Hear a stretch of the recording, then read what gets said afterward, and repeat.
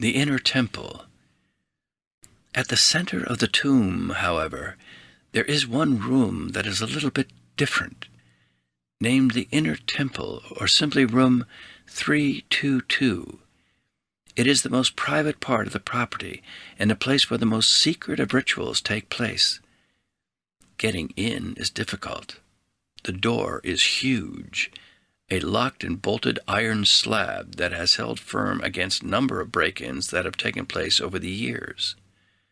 The room inside is a rough square, with each side measuring close to 14 feet. Wainscoting rises up the first 4 feet of the walls, above which are hung the most cherished oil paintings of the building. Other than the door, the only other interruption is the black marble fireplace. As you step in, you immediately cross over a mosaic that depicts once again the number 322. Look up, and you'll see an engraving on the far wall, with the number again emblazoned, this time beneath the name Demosthenes. Skull and bone imagery is everywhere in the minutest of details.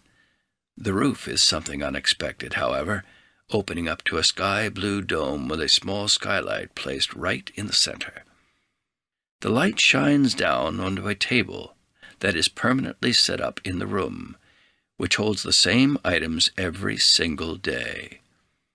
A skull balanced carefully on a cushion, and an hourglass filled with sand that will measure out exactly 5 minutes. This is the room where a number of strange rituals and ceremonies are performed.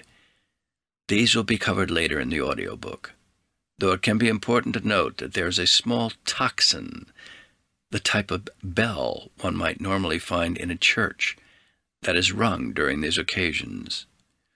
There are rumors that this is the same bell that belonged to Yale University during its early years, which was sounded to signify events on campus. There is also a large grandfather clock of unknown origin, made identifiable by the skull and crossbones written across its face.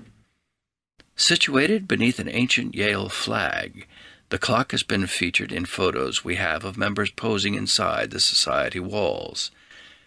Scattered across the room are further items of significance to the organization, whether they are skulls or a pair of spectacles that are rumored to belong to a former president of the university.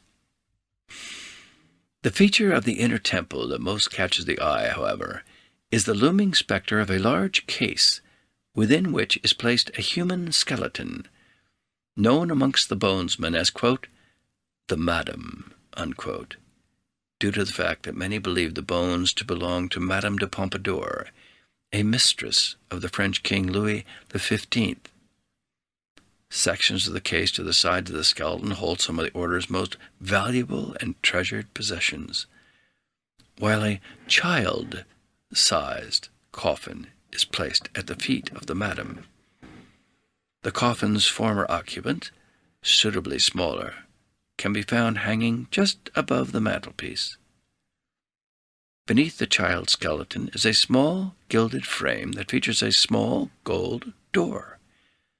Reaching behind this will reveal a small switch that, when pressed, opens a secret compartment in which is hidden a wooden engraving of the goddess Eulogia.